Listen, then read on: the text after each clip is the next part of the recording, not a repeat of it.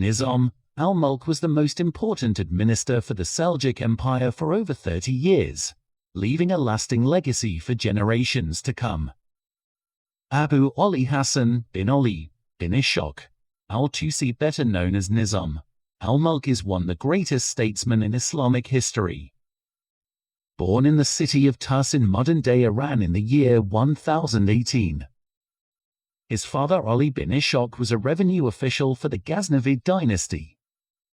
At a young age, he spent most of his time in the presence of great scholars. He studied the Islamic sciences of Quran, jurisprudence, hadith. He was a great admirer of poetry and rhetoric. Nizam al Mulk began serving for the Ghaznavids with his father as a revenue official. The Seljuks defeated the Ghaznavids in the decisive Battle of Dandankan in year 1040 and conquered most of Khorasan. After this conclusive victory, the father and the son began working for the Seljuks.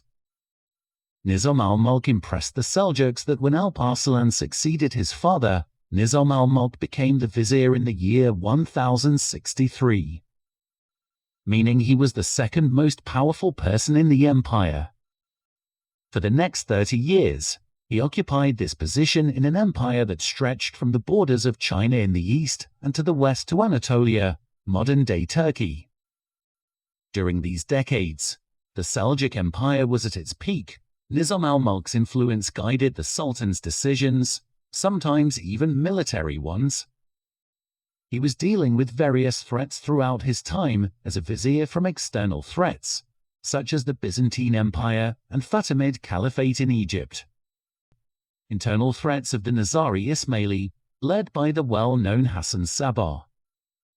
There are many lasting achievements we can talk about Nizam al Mulk. I want to focus on one of them, which was the Nizamiyya madrasas, named after himself. Though the Abbasid Caliphate had higher educational institutions, it's the Seljuk dynasty and personally Vizier Nizam al Mulk who systematized the madrasas.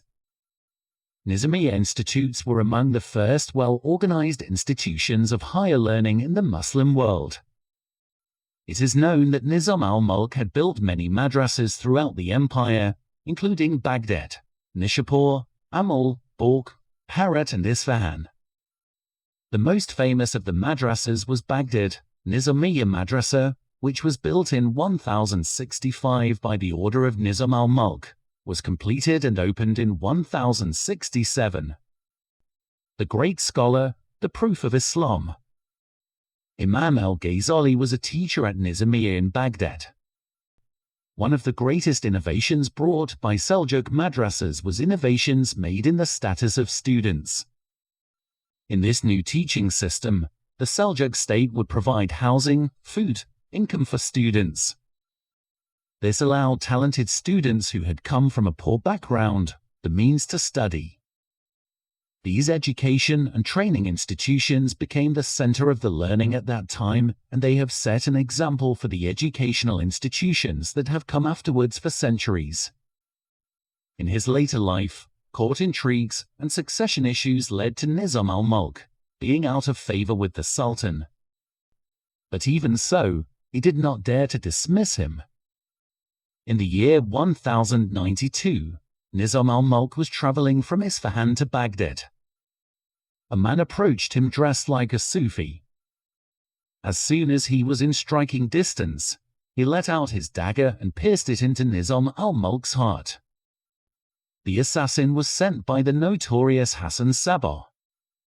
More trouble was ahead for the Seljuks. Within a month of Nizam al Mulk's death, Sultan Malik Shah was poisoned and the disintegration of the Seljuks had begun.